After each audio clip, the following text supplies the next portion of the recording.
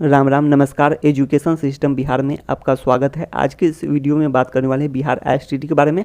STT qualified अभ्यर्थियों के लिए अच्छी खबर एक तरह से मानी जा सकती है। इस वीडियो में बात करने वाले हैं बिहार एसटीटी कंप्यूटर साइंस विषय के बारे में और बिहार एसटीटी सोशल साइंस विषय के बारे में। आप लोग हेडलाइन देख सकते हैं, टीजीटी बराबर पीजीटी। तो इस वीडियो में विस्तार से जानने वाले हैं। अब आगे देख लेते हैं। अब टीजीटी पीजीटी का झंझट खत्म, तो इस वीडियो में इस पर बात करने वाले हैं। तो संयोग अच्छा था, तो ये भी बातें निकल कर सामने आती है। तो संयोग अच्छा था, तो ये भी विस्तार से जानने वाले हैं। अब आगे देख लीजिए। सबसे पहले इन बातों को जानने के लिए सबसे पहले ये देख लीजिए, विद्यालयों में 10+2 खत्म। जैसे कि आप लोग जानते हैं राष्ट्रीय शिक्षा नीति, तो जिसमें 10+2 खत्म की बात आती है। जैसे कि आप लोग को पहले से भी पता है, एक वीडियो में बताए हुए थे कि बिहार में राष्ट्रीय शिक्षा नीति, तो इस पर कार्यशाला, तो ये सभी के बारे में बता चुके हैं पिछले वीडियो में। अगर आप लोग नहीं देखे हैं तो जाकर देख सकते हैं। अब आगे देख लेते हैं। अब 5+3+3+4, तो ये होगा फॉर्मेट। अब 5+3+3+4, तो ये फॉर्मेट है। अब आगे देख लेते हैं। फर्स्ट में आप लोग देख सकते हैं फाउंडेशन स्टेज, जिसमें 5 साल का है। तो खेलो पढ़ो है इसमें, तो 3 से 8 साल के लिए हैं, बच्चों के लिए है। 3 से 8 साल के बच्चों के लिए 3 ईयर तक आप लोग जानते भी हैं बिहार में आंगनबाड़ी है, यहाँ पर खेल। और उसके बाद आगे देख सकते हैं 2 ईयर है क्लास 1 और 2 पढ़ों के लिए हैं। तो ये सभी बातें निकल कर सामने आती हैं। तो यहाँ पर आप लोग जानते हैं कि पेपर 1 और पेपर 2 की बात होती है। तो इस पर इस वीडियो में ज़्यादा बात नहीं करेंगे CTET के बारे में या फिर BTET के बारे में। तो इस वीडियो में बात करने वाले हैं STT के बारे में। तो आप लोग समझते हैं कि 2 पेपर होते हैं क्लास 1 से 8 के लिए। तो यहाँ पर है 1 to 5 के लिए, CTET की बात कर रहे हैं 1 to 5 के लिए, और इधर है 6 to 8 के लिए 2 पेपर हैं। तो ये सभी बातें आप लोग जानते भी हैं, तो इस पर ज़्यादा बात नहीं करेंगे। आप लोग यहाँ देख सकते हैं क्लास 3 से 5 के लिए, तो यहाँ पर 8 से 11 साल के बच्चों के लिए है। ये परीक्षा 2 है इसमें, तो इसमें परीक्षा होगा। और इधर जो क्लास 1 और 2 है, तो ये सभी बातें निकल कर सामने आती हैं। तो यहाँ पर आप लोग देख सकते हैं कि नोट में यहाँ पर देख लीजिए, प्रयोग के साथ विज्ञान गणित कला की पढ़ाई, तो ये होगा। उसके बाद नोट 2 देख सकते हैं, मातृभाषा में शिक्षा, तो जो इसका लोकल लैंग्वेज है तो इसी में पढ़ाने की बात सामने आती है। क्षेत्रीय भाषा में ये भी समझ सकते हैं, तो जैसे भी अपना भाषा हो, मातृभाषा हो, तो ये सभी बातें निकल कर सामने आती हैं। अब आगे देख लेते हैं।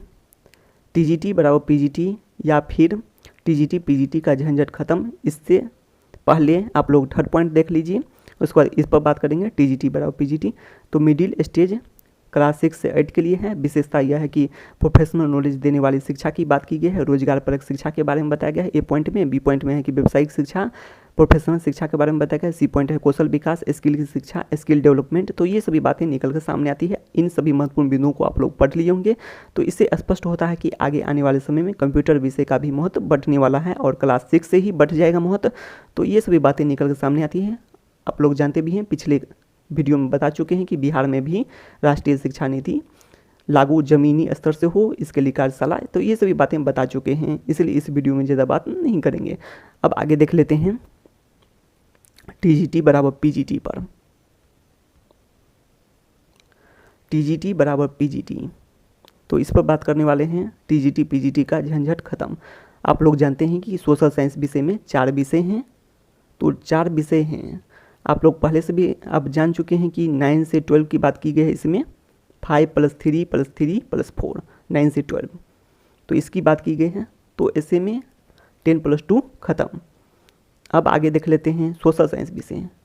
तो सोशल साइंस विषय में आप लोग जानते हैं 4 विषय कम से कम, जैसे कि हिस्ट्री, ज्योग्राफी, पॉलिटी, इकोनॉमिक्स, उसके अलावा पर्यावरण विज्ञान भी हैं। तो ऐसे में आप लोग मान के चलिए 4 विषय हैं। 4 विषय को पढ़ाने के लिए कम से कम 2 शिक्षक होने चाहिए, जो कि 9 से 12 तक की पढ़ाई करा सकें।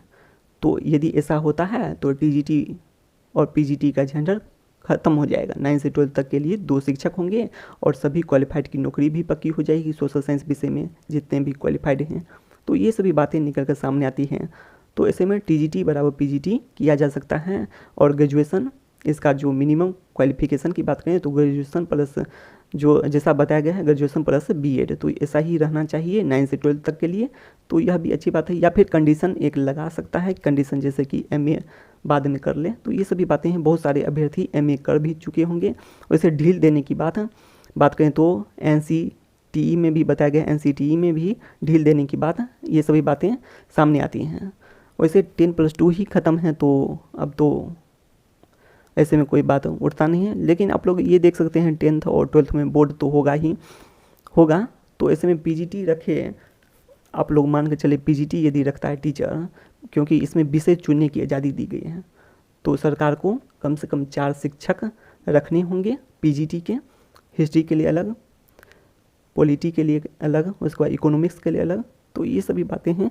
हिस्ट्री, ज्योग्राफी, तो ज्योग्राफी के लिए अलग, तो 4 शिक्षक रखने होंगे। वैसे यदि 2 शिक्षक से ही 9 से 12 तक की पढ़ाई कराई जा सकती है। बाद में यदि आवश्यकता हो तो अधिक से अधिक शिक्षक की बहाली करें, तो अलग बात है। लेकिन अभी चाहे तो नौकरी पक्की सबकी हो सकती है 2 शिक्षक से ही, ऐसे में सरकार को भी फ़ायदा है। और यदि बात करें तो विद्यार्थियों का अनुपात यदि काफ़ी बढ़ जाए तो अलग अलग 4 शिक्षक रख दिया जाए। तो ये सभी बातें हैं।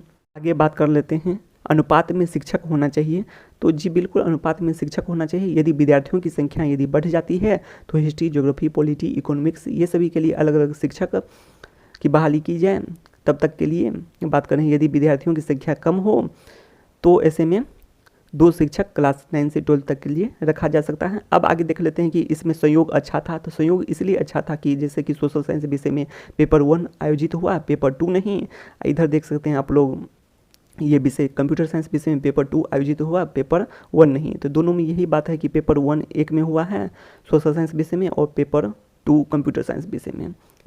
तो ऐसे में 9 से 12 तक के लिए बात करें तो हो सकता है TGT और PGT का झंझट ख़त्म किया जा सकता है, और ऐसे में सभी क्वालिफाइड की नौकरी पक्की भी हो सकती है। तो ऐसे में कहा जा सकता है कि संयोग अच्छा था, और 9 से 12 तक के लिए बहाली की जा सकती है दोनों विषयों में, सोशल साइंस और कंप्यूटर साइंस विषय में।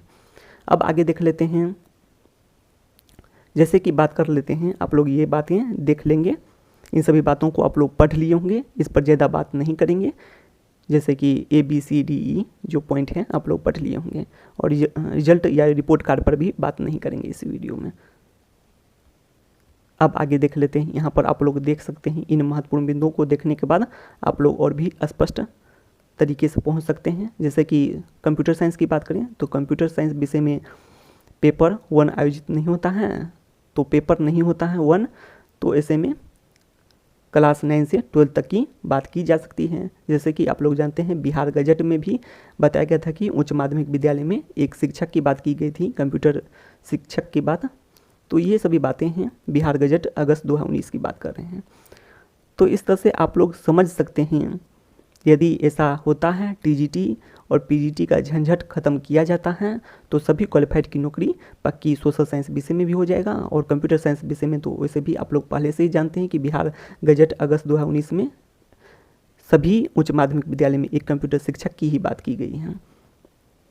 तो यह अलग बात है। अब आगे देख लेते हैं, यहाँ पर आप लोग इन महत्वपूर्ण बिंदुओं के बारे में कई वीडियो में बता चुके हैं।